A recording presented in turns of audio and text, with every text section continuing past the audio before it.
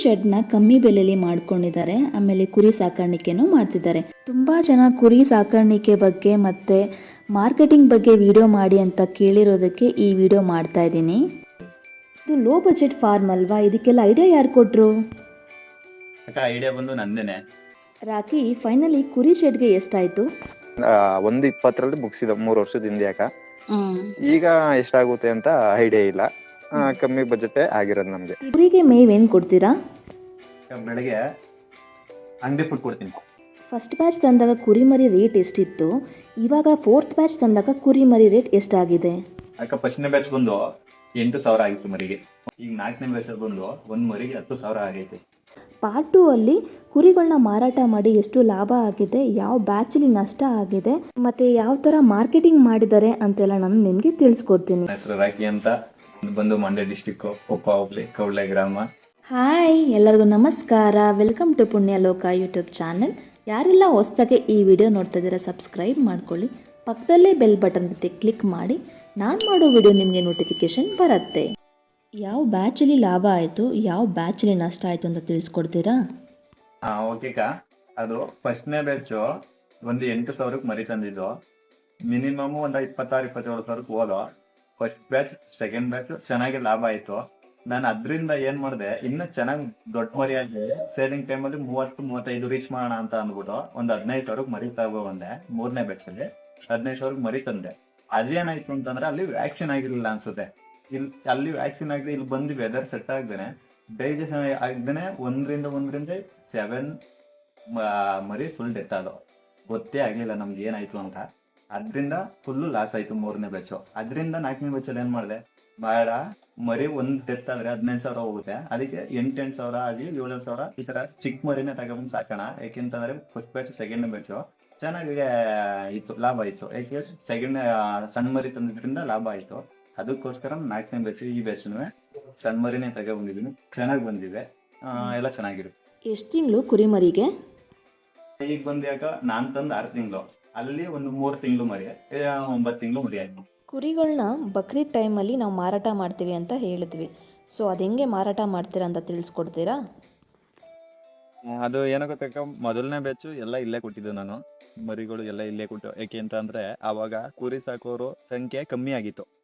ಈಗ ಎಲ್ಲ ಒಬ್ರು ನೋಡಿ ಈಗ ನನ್ನ ಫಸ್ಟ್ ಈ ಕಡೆ ಸರೌಂಡಿಂಗ್ ಫಸ್ಟ್ ನಾನು ಸಾಕಿದ್ಮೇಲೆ ಇಲ್ಲೇ ಬ್ಯಾಚ್ಗಳು ತುಂಬಾ ಜನ ಮಾಡಿದವ್ರೆ. ಅದೇ ತರ ಬೇರೆ ಫುಲ್ ಇಡೀ ಕರ್ನಾಟಕದಲ್ಲೂ ಮರಿಗಳು ಸಾಕೋರು ಜಾಸ್ತಿ ಆಗಿರೋದ್ರಿಂದ ಮತ್ತೆ ಸೇಲಿಂಗು ಇಲ್ಲಿ ಆಗ್ತಿಲ್ಲ. ಫಸ್ಟ್ ಇಲ್ಲೇ ಸೇಲ್ ಮಾಡ್ತಿದ್ದೆ ಮೊದಲನೇ ಬ್ಯಾಚು, 2ನೇ ಬ್ಯಾಚು, 3ನೇ ಬ್ಯಾಚು ಚಾಮರಾಜಪೇಟೆ. ನೀವೆಲ್ಲ ಜೊತೆಲ್ಲೇ ಮಾರಿದ್ದೀವಿ. ಫುಲ್ಲು ಅಲ್ಲಿ ನಿಮಗೂ ಗೊತ್ತಿರುತ್ತೆ, ಆದರೂ ನಾನು ಹೇಳ್ಬಿಡ್ತೀನಿ. ಚಾಮರಾಜಪೇಟೆಗೆ ಹೋಗ್ತೀವಿ, ಅಲ್ಲಿ ಸೇಲಿಂಗ್ ಹೆಂಗಿರುತ್ತೆ ಅಂತ ಅಂದ್ರೆ ಸಾಯಂಕಾಲ 4 ಗಂಟೆಗೆ ಸ್ಟಾರ್ಟ್ ಆಗುತ್ತೆ ಸೇಲಿಂಗು. 4 ಗಂಟೆಗೆ ಸ್ಟಾರ್ಟ್ ಆಗಿ ಮಧ್ಯರಾತ್ರಿ 1 ಗಂಟೆ ಗಂಟ ನಡೆಯುತ್ತೆ ಸೇಲಿಂಗು. ಬೆಳಗ್ಗೆ ಹೊತ್ತು ಸೇಲಿಂಗ್ ಇರೋದಿಲ್ಲ, ಸುಮ್ಮನೆ ಕೂತಿರ್ಬೇಕು. ಅಲ್ಲಿ ತಾಳ್ಮೆಯಿಂದ ಮಾರಬೇಕು, ಮತ್ತೆ ಎದುರ್ಕೋಬಾರ್ದು. ಯಾರೇ ಆದ್ರೂ ತಾಳ್ಮೆಯಿಂದ ಮಾರಬೇಕು. ನಮ್ಮ ರೈಟ್ ಬತ್ತಾ ನಾವು ಬಿಡ್ಬೇಕು, ಇಲ್ದೆ ಹೋದ್ರೆ ಬತ್ತಾರೆ, ಅಷ್ಟು ಕೊಡು ಇಷ್ಟು ಕೊಡು ಅಂತ ಅಂದ್ಬಿಟ್ಟು ಮಾತಾಡ್ತಾರೆ. ತಿರುಗಿ ಏನ್ ಮಾಡ್ತಾರೆ ಅಂತ ಅಂದ್ರೆ ಫುಲ್ ಕಮ್ಮಿ ಕೇಳ್ತಾರೆ. ನಾವು ತಂದಿರೋದು 10,000 ಮರಿ ಆಗಿರ್ತದೆ ಒಂದೊಂದು ಟೈಮು. ನಾವು 8,000 ಖರ್ಚು ಮಾಡಿರ್ತೀವಿ, ನನಗೆ 18,000 ಖರ್ಚಾಗಿ ಹೋಗಿರುತ್ತೆ ಅಲ್ವಾ.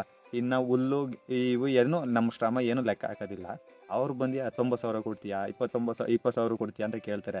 ಅಷ್ಟಕ್ಕಾದ್ರೆ ನಮ್ಗೆ ಮಿನಿಮಮ್ ಲಾಭ ಅಂತ ಬಂದ್ರೆ 7,000-8,000 ಬಂದ್ರೆ ಲಾಭ ಅಂತ ಬಂದ್ರೆ ನನ್ನ ಶ್ರಮ ಮತ್ತೆ ಮನೇಲಿ ಈ ಹುಲ್ಲು ಇವೆಲ್ಲ ಸೇರಿ ಇನ್ಕ್ಲೂಡ್ ಆಗುತ್ತೆ. 5,000-6,000 ಈ ತರ ಬಂದ್ರು ನಂದು ಲಾಸಲ್ಲಿ ಬಂದ್ಬಿಡ್ಬೇಕಾಗುತ್ತೆ. ಯಾಕೆಂದ್ರೆ ವರ್ಷಕ್ಕೆ ಒಂದು ಮರಿಗೆ 4,000 ಸಿಕ್ತು ಅಂದ್ರೆ ಏನು ಆಗೋದಿಲ್ಲ ಅಲ್ವಾ. ಅದರಿಂದ ಸೇಲಿಂಗು ನೀಟಾಗಿ ಮಾಡಬೇಕು. ಮೇನು ಸೇಲಿಂಗ್ ಇಂದಾನೆ ನಮ್ಗೆ ಪ್ರಾಫಿಟ್ ಗೊತ್ತಾಗೋದು. ಚಾಮರಾಜಪೇಟೆ ಸೇಲಿಂಗ್ ಮಾಡ್ತೀವಾಗ. ಈಗ ಬಕ್ರೀದ್ ಏನು ಗೊತ್ತಾ, ಕುರಿಗಳು ಮಾಂಸ ಯಾರು ಲೈಕ್ ಮಾಡೋದಿಲ್ಲ. ಶೀತ ಅಂತ ಅಂದ್ಬಿಟ್ಟು ಯಾರು ಜಾಸ್ತಿ ಲೈಕ್ ಮಾಡಲ್ಲ. ಮೇನು ಬಕ್ರೀದ್ ಹಬ್ಬಕ್ಕೆ ಅಂತಾನೆ ಸಾಕೋದು ನಾವು. ಬಕ್ರೀದ್ ಹಬ್ಬಕ್ಕೆ ಅಂತಾನೆ ಸಾಕೋದ್ರಿಂದ ಅವಾಗ ರೈಟ್ ಸಿಗುತ್ತೆ. ಯಾವ ಲೆಕ್ಕಾಚಾರದಲ್ಲಿ ಅಂದ್ರೆ ಅವರು ಶೋಕಿಯಾಗಿ ಮತ್ತೆ ಕೊಂಬು ಈ ಮೈ ಇವೆಲ್ಲ ಒಂದು ಕುರಿ ನೋಡಿದ್ರೆ ಅಟ್ರಾಕ್ಟಿವ್ ಚೆನ್ನಾಗಿದ್ದಾಗ ಅವ್ರಿಗೆ ಮನ್ಸಲ್ಲಿ ಚೆನ್ನಾಗೈತಿ, ಇದೆಷ್ಟಾರು ತಗೋಬೇಕು ಅಂತ ಅನ್ಸುತ್ತೆ. ಆದ್ರೆ ಬಕ್ರೀದಲ್ಲಿ ಸೇಲ್ ಅಲ್ದೇನೆ ಬೇರೆ ದಿವಸ ಮಾಡ್ತೀನಿ ಅಂದಾಗ ಫುಲ್ ಲಾಸ್ ಆಗೋಗುತ್ತೆ. ಯಾಕೆಂದ್ರೆ ನಮ್ಮ ಹಳ್ಳಿ ಜನಕ್ಕೆ ಈ ಕುರಿ ಮಟನ್ ಲೆಕ್ಕಾಚಾರದಲ್ಲಿ ಕೇಳ್ತಾರೆ, ಈ ಶೋಕಿ ಇವೆಲ್ಲ ಗೊತ್ತಿರೋದಿಲ್ಲ. ಅವರು 400 ರೂಪಾಯಿ 300 ರೂಪಾಯಿ ಲೆಕ್ಕಾಚಾರದಲ್ಲಿ ಕೇಳೋದ್ರಿಂದ ಯಾವುದೇ ಕಾರಣಕ್ಕೂ ಇಲ್ಲಿ ಮದ್ಯ ಮಾರಕ್ಕೂ ಸಾಧ್ಯ ಆಗೋದಿಲ್ಲ. ನಾವು ಕುರಿ ಫುಲ್ಲು ಕಮ್ಮಿ ಕೇಳ್ತಾರೆ, ಬಕ್ರೀದಲ್ಲಿ ಮಾರಿದಾಗಲೇ ಲಾಭ ಸಿಗ್ತದಕ್ಕ.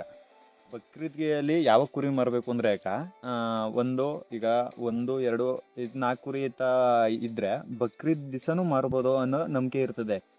ಈಗ ನಾವು ಜಾಸ್ತಿ ಹಾಕೋದ್ರಿಂದ ಒಂದು ವಾರ 10 ದಿವಸ ಮಿನಿಮಮ್ 10 ದಿವಸದಿಂದ ಸ್ಟಾರ್ಟ್ ಆಗಿ ಬಕ್ರೀದಿನ 2 ದಿವಸ ಅದೇ ಅನ್ನಂಗೆ ನಾವು ಸೇಲ್ ಮಾಡಬೇಕು. ಯಾಕೆಂತಂದ್ರೆ ಬಕ್ರೀದ್ ಮುಗ್ದೋದ್ರೆ ತಿರ್ಗಾ ಕುರಿಗೆ ವ್ಯಾಲ್ಯೂ ಇರಲ್ಲ, ಇನ್ನೊಂದು ವರ್ಷ ಸಾಕ್ಬೇಕಾಗುತ್ತೆ. 2, 3, 4 ಕುರಿ ಇದ್ದಾಗ ಬಕ್ರೀದ್ ಇವತ್ತು ಅನ್ನಂಗೂ ಮಾರ್ಬೋದು. ಓಟ್ ಟೈಮ್ ಏನಾಯ್ತು ಅಂತ ಅಂದ್ರೆ ನಮ್ಗೆ ಮಾರ್ಕೆಟೇ ಸಿಗ್ಲಿಲ್ಲ. ಓ ಟೈಮ್ ಅಂದ್ರೆ ಯಾವ ಬ್ಯಾಚ್? ಈ ಬ್ಯಾಚ್ ಅದೇ ಹೋದ್ batch, third batch. Third batch ಅಲ್ಲಿ ಏನಾಯ್ತು ಅಂತ ಅಂದ್ರೆ ಮಾರ್ಕೆಟ್ ಏನ್ ಸಿಗ್ಲಿಲ್ಲ. ಆದ್ರೆ ಬಕ್ರೀದ್ ನಾಳೆ ಅನ್ನಂಗೆ ಮಾರ್ಕೆಟ್ ಸಿಕ್ಕಾಪಟ್ಟೆ ರೈಸ್ ಆಯ್ತು. ಏಕೆಂತಂದ್ರೆ ಅವಾಗ ತಗೊಳ್ಳೋರು ಜಾಸ್ತಿ ಬಂದ್ರು, ಮರಿಗಳು ಎಲ್ಲ ಆಲ್ಮೋಸ್ಟ್ ಮಾರ್ಬಿಟ್ಟಿದ್ರು. ಹೋದ್ಸಲಿ ಮನೆ ಹತ್ರ ಯಾರು ಬರ್ಲೇ ಇಲ್ಲ ಕೇಳ್ಕೊಂಡು, ಅದ್ರಿಂದ ಎಲ್ಲ ಚಾಮರಾಜಪೇಟೆ ಹೊಡ್ಬಿಟ್ರು ಮೊದ್ಲೇನೆ. ಅವಾಗ ಎಲ್ಲ ಒಂದೇ ಸಲ ಬಂದಾಗ ಕುರಿಗಳು ಜಾಸ್ತಿ ಆದವು, ತಗೊಳ್ಳೋರು ಕಮ್ಮಿ ಆಗೋದ್ರು. ಅವಾಗ ಎಷ್ಟು ಬೇಕು ಹಿಂಗೆ ಫುಲ್ ಕಮ್ಮಿ ಖರ್ಚಲ್ಲಿ ಕಮ್ಮಿ ದುಡ್ಡಲ್ಲೇ ಕೊಟ್ಬಿಟ್ರು ದುಡ್ಡು ಮರಿಗಳು. ಆಮೇಲೆ ಮರಿಗಳು ಸಿಗ್ಲಿಲ್ಲ ಬರೋರು, ಯಾಕೆಂದ್ರೆ ಪಾಪ ಅಪಾರ್ಟ್ಮೆಂಟ್ ಅಲ್ಲಿ ಇರೋರು ಮತ್ತೆ ಅವತ್ತೇ ಸಾಕೊಂಡು ಅವತ್ತೇ ಯಾರು ಜಾಸ್ತಿ ದಿವಸ ಮನೆ ಬಾಡಿಗೆ ಇರ್ತಾರಲ್ವಾ, ತಗೊಂಡು ಹೋಗಿ ಸಾಕಾಗೋದಿಲ್ಲ. ಅದರಿಂದ ಅವತ್ತೇ ತಗೊಂಡು ಕುಯ್ಯೋರು ಇರ್ತಾರೆ. ಅವಾಗ ಮರಿಗಳು ಸಿಗ್ಲಿಲ್ಲ, ನಾವೇ ಸುಮ್ಮನೆ ತಿರ್ಗಾಡಕ್ ಹೋದಾಗ ರೈಟ್ ಎಲ್ಲ ಜಂಪ್ ಆಗೋಗಿತ್ತು. ಆದ್ರಿಂದ ಯಾವ ತರ ಅಂದ್ರೆ ಒಂದು ವಾರ ಮಿನಿಮಮ್ ನಾವು ಸ್ಟಾರ್ಟ್ ಮಾಡ್ತೀವಿ. ನಾವು ಇಲ್ಲಿ ಫಸ್ಟ್ ಬಂದವ್ರಿಗೆ ನಾವು ಇಲ್ಲಿ ಕೊಟ್ಟು ಬಿಡ್ತೀವಿ, ಇಲ್ಲಿ ಆಗ್ಲಿಲ್ಲ ಅಂದಾಗ ಚಾಮರಾಜಪೇಟೆ ಹೊಡಿತೀವಿ. ಖರ್ಚೆಲ್ಲ ಕಳೆದು ಲಾಭ ಎಷ್ಟು ಸಿಕ್ತು? ಒಂದೊಂದ್ಸಲಿ 4,000 ಲಾಭ ಆಗಿರ್ತದೆ, 2,000 ರೂಪಾಯಿಗೂ ಲಾಭ ಆಗಿರ್ತದೆ. ಈಗ ಒಂದು 10,000 ಲಾಭ ಅಂತ ನಾನು 2 ಬ್ಯಾಚ್ ಅಲ್ಲಿ ಸಿಕ್ಕಿದ್ದು ನನಗೆ. 3ನೇ ಬ್ಯಾಚ್ ಅಲ್ಲಿ ನನ್ಗೆ ಫುಲ್ ಲಾಸು. 1,000 ಒಮ್ಮಲ್ಗೆ 2,000 ಈ ತರ ಸಿಕ್ಕೈತೆ. ಈಗ 10,000 ಲಾಭ ಅಂತ ಹೇಳಿದೀನಿ ಅಂತ ಅಂದ್ಬಿಟ್ಟು 10,000 ಮೆಂಟಲಿ ಫಿಕ್ಸ್ ಆಗ್ಬಾರ್ದು. 1,000 2,000 ಅನ್ನೋಂಗ ರೆಡಿ ಇರ್ಬೇಕು ನಿಮ್ಗೆ. ಯಾಕೆಂದ್ರೆ ಮಾರ್ಕೆಟ್ ಅಲ್ಲಿ ಅಪ್ ಅಂಡ್ ಡೌನ್ ಇದ್ದೇ ಇರುತ್ತೆ. ಮತ್ತೆ ಇದು ಏನಕ್ಕಾಗುತ್ತೆ ಅಂತ ಅಂದ್ರೆ ಹೊಸ್ದಾಗಿ ಸಾಕಿರೋರು ಮರಿಗಳ ಈಗ ನಾವು ಮಾರ್ತಾ ಇರ್ತೀವಿ, ಈಗ ನಮ್ಗೆ ಅನುಭವ ಆಗಿರ್ತದೆ ಮಾರ್ಕೆಟ್ ಅಲ್ಲಿ. ಅವ್ರ ಪಕ್ಕದಲ್ಲಿ ಬಂದು ಹೊಸ್ದಾಗಿ ಸಾಕಿರೋರು ಬಂದು ನಮ್ಮ ಪಕ್ಕದಲ್ಲೇ 20,000 ಈ 19,000 20,000 ಹಿಂಗ್ ಕೊಟ್ಬಿಟ್ಟಾಗ ನಮ್ಗೆ ಆಟೋಮೆಟಿಕ್ ನಮಗೂ ಲಾಸ್ ಆಗುತ್ತೆ. ಅದಕ್ಕೇನೆ ಹೊಸ್ದಾಗಿ ಸಾಕೋರು ಮಾರ್ಕೆಟಿಂಗ್ ಬಗ್ಗೆ ತಿಳ್ಕೊಂಡು ಈ ಕುರಿ ಎಷ್ಟು ಹೋಗುತ್ತೆ ಅಂತ ಎಲ್ಲ ನೀಟಾಗಿ ತಿಳ್ಕೊಂಡು ಸೇಲ್ ಮಾಡೋದು ಬೆಟರ್, ಎಲ್ರಿಗೂ ಒಳ್ಳೇದು. ನಂಗೊಬ್ರು ಕೇಳಿದ್ರು, ಲೈವ್ ವೆಯ್ಟು 60 to 70 kg ಬರಲ್ಲ ಮೇಡಮ್, ಯಾಕೆ ಇದು ನೀವು ಜನರಿಗೆ ತಪ್ಪು ಮಾಹಿತಿ ಕೊಡ್ತೀರಾ ಅಂತ. ಸೊ ಇದಕ್ಕೇನು ಹೇಳ್ತೀರಾ? 50 kg ಅಂತೆಲ್ಲ 80 kg ಇರೋದು ನಾವು ನೋಡಿದೀವಿ, ಸಾಕಿದೀವಿ. 1 ವರ್ಷದ ಮೇಲೆ 3 ತಿಂಗಳು ಆದ್ಮೇಲೆ 60 to 70 kg ದಾಟುತ್ತೆ. ಏಕೆ ಅಂತಂದ್ರೆ ಎರಡೆಲ್ಲ ಆಗಿರ್ಬೇಕು, ಎರಡೆಲ್ಲ ಆದ ನಂತರ ಮರಿಗಳು ಗ್ರೌತ್ ಆಯ್ತವೆ. 60 kg ಆರಾಮ್ಸೆ ಬರುತ್ತೆ. ಈಗ ನಾವು ಸಾಕಿದ್ವಿ ನಮ್ಮವೆಲ್ಲ ಹೆಚ್ಚು ಕಮ್ಮಿ ಈಗ ಎಲ್ಲ 55-60 ನಿಂತ್ಕೊಳ್ಳುತ್ತೆ ಲೈವ್ ವೇಟ್ ಬರುತ್ತೆ ಸುಳ್ಳೇನಲ್ಲಿ. ನಾನು ತುಂಬ ವೀಡಿಯೋಸ್ ನೋಡಿದ್ದೀನಿ, ತುಂಬ ಜನ ಹೇಳ್ತಾರೆ ಕುರಿ ಸಾಕಾಣಿಕೆ ಮಾಡಿದ್ರೆ ನಿಮಗೆ ಇಷ್ಟು ಲಾಭ ಸಿಗುತ್ತೆ, ಇಷ್ಟು ಲಕ್ಷ ದುಡಿತೀರಾ ಅಂತ. ಇದಕ್ಕೆ ನಿಮ್ಮ ಅಭಿಪ್ರಾಯ ಏನು? ಆ ತರ ನಿಜನೋ ಸುಳ್ಳೋ ಗೊತ್ತಿಲ್ಲ ಅಕ್ಕ, ಆದ್ರೆ ಅಷ್ಟು ನಿಜ ಆಗದಿದ್ರೆ ಎಲ್ಲ ಕುರಿನೇ ಸಾಕೋರು ಬೇರೆ ಕೆಲಸ ಮಾಡ್ತಾನೆ ಇರ್ಲಿಲ್ಲ ಅಲ್ವಾ. ಯಾಕೆಂತಂದ್ರೆ ಶ್ರಮ ಬಿದ್ದಾಗ ಲಾಭ ಇರುತ್ತೆ, ನಾವು ಎಷ್ಟು ಶ್ರಮ ಬಿಡ್ತೀವಿ ಅಷ್ಟು ಲಾಭ ಇರುತ್ತೆ. ಅಷ್ಟೇನೆ, ಜಾಸ್ತಿ ಏನೋ ಸಿಗೋದಿಲ್ಲ. ಅಷ್ಟೊಂದು ಎಕ್ಸ್ಪೆಕ್ಟೇಷನ್ ಮಡಿಕೊಂಡು ಯಾರು ಸಾಕಕ್ ಹೋಗ್ಬಾರ್ದು. ಒಂದು ಕುರಿ ಖರ್ಚಲ್ಲಿ ಬೆಳೀತಾ ಇರುತ್ತೆ, ಒಂದು ಲಾಭದಲ್ಲಿ ಬೆಳೀತಾ ಇರುತ್ತೆ. ಇಷ್ಟು ಸಿಂಪಲ್. ಲಾಭ ನಷ್ಟ ಅಂತ ಕೇಳಿದ್ರು ಮುಂದೆ ಕುರಿ ಸಾಕಿದ್ರು ಎಷ್ಟು ಲಾಭ ಸಿಕ್ತು ಅಂತ ಅವ್ರಿವ್ರು ಕನ್ಫ್ಯೂಸ್ ಆಗ್ಬಾರ್ದು. ಒಂದು 8,000 ಮರಿ ತಂದಿದೀವಿ ಅಂತ 8 × 16,000 ರೂಪಾಯಿ 2 ಮರಿ ಅಂತ ಅಂದ್ರೆ ಒಂದು 8,000 ರೂಪಾಯಿ ಮರಿ ಲಾಭದಲ್ಲಿ ಬೆಳೀತಾ ಇರ್ತದೆ, ಇನ್ನೊಂದು 8,000 ರೂಪಾಯಿ ಮರಿ ಖರ್ಚಲ್ಲಿ ಬೆಳೀತಾ ಇರ್ತದೆ. ಇಷ್ಟೇ ಫೈನಲ್ ಅಕ್ಕ. ಫೈನಲಿ ಕುರಿ ಸಾಕಾಣಿಕೆ ಮಾಡಬೇಕು ಅಂತ ಆಸೆ ಎಲ್ಲ ಇಟ್ಕೊಂಡಿರ್ತಾರಲ್ಲ, ಅವ್ರಿಗೆ ಏನು ಕಿವಿ ಮಾತು ಹೇಳಕ್ಕೆ ಇಷ್ಟಪಡ್ತೀರಾ? ಕಿವಿ ಮಾತು ಅಂತ ಬಂದ್ರೆ ಯಾರೇ ಆದ್ರೂ ಫಸ್ಟ್ ನಾನೇ ಸಾಕ್ತೀನಿ, ನಾನೇ ಅವಕ್ಕೆ ಆರೈಕೆ ಮಾಡ್ತೀನಿ ಅನ್ನಂಗಿದ್ರೆ ಹಾಕ್ಬೇಕು. ಯಾಕೆ ಅಂತಂದ್ರೆ ಕೆಲವು ಎಲ್ಲ ನೋಡಿದೀನಿ, ದೊಡ್ಡ ಫಾರ್ಮ್ ಮಾಡ್ತಾರೆ, ಒಂದ್ ಫ್ಯಾಮಿಲಿಯಿಂದ ತಂದಿಕೊಂಡು ಫಾರ್ಮ್ಗೂ ಇನ್ವೆಸ್ಟ್ಮೆಂಟ್ ಮಾಡಿರ್ತಾರೆ, ಫ್ಯಾಮಿಲಿಗೂ 9,000 to 10,000 ಕೊಟ್ಟು ಮೇಂಟೈನ್ ಮಾಡ್ತಾ ಇರ್ತಾರೆ. ಅವ್ರಿಗೆ ಅದು ಖರ್ಚು ಅಂತಾನೆ ಲೆಕ್ಕ ಆಗೋದು ಅಲ್ಲಿಂದನ ಅಲ್ವಾ. ಅವಾಗ ಫ್ಯಾಮಿಲಿ ಅವ್ರು ಏನ್ ಮಾಡ್ತಾರೆ ಅಂದ್ರೆ ಅವ್ರಿಗೆ ಜೀವನಕ್ಕೆ ಏನ್ ಬೇಕು ಅದನ್ನ ಮಾಡ್ಕೊಂಡು ಓಡ್ತಾರೆ ಹೊರತು ಕುರಿ ಕಡೆ ಯಾರು ನಿಗಾ ಕೊಡೋದಿಲ್ಲ. ಮತ್ತೆ ಸುಮ್ನೆ ಟೈಮ್ಗೆ ನೀಟಾಗಿ ಮೇವಿಗಿದ್ದಾರೆ, ಅವ್ರಿಗೆ ಯಾವಾಗ ಬೇಕು ಅವಾಗ ಮೇಂಟೈನ್ ಮಾಡ್ಕೊಂಡು ಹೋದಾಗ್ರೆ ಅವ್ರಿಗೆ ಲಾಸ್ ಆಗೋದು. ಆದ್ರಿಂದ ನಾನೇ ಸಾಕ್ತೀನಿ, ನಾನೇ ನೀರ್ ಕುಡ್ಸ್ಕೊಂಡು ನಾನೇ ಮೇವ್ ಹಾಕೊಂಡು ಮಾಡ್ತೀನಿ ಅನ್ನೋರ್ಗೆ ಮಾಡ್ಬೇಕೆ ಹೊರತು ಅವ್ರಿವ್ರು ನಂಬಂತೂ ಹಾಕ್ಬಾರ್ದು ಅಂತ. ಇದೇ ಸಜೆಷನ್. ಇವರು ಕೂಡ ತುಂಬ ಕಷ್ಟಪಟ್ಟು ಮುಂದೆ ಬಂದಿರೋದು. ಚಿಕ್ಕ ವಯಸ್ಸಲ್ಲೇ ಇಷ್ಟೊಂದು ಜವಾಬ್ದಾರಿ ಇದೆ ಅಂದರೆ ಮುಂದೆ ಇನ್ನೆಷ್ಟು ಬೆಳೀತಾರೆ ಅಂತ ಗೊತ್ತಾಗುತ್ತೆ.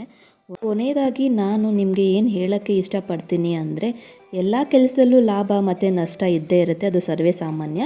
ಎಲ್ಲರಿಗೂ ಆಸೆ ಇರುತ್ತೆ ನಾವು ಕುರಿ ಸಾಕಾಣಿಕೆ ಮಾಡಬೇಕು, ಕೋಳಿ ಸಾಕಾಣಿಕೆ ಮಾಡಬೇಕು ಅಂತ.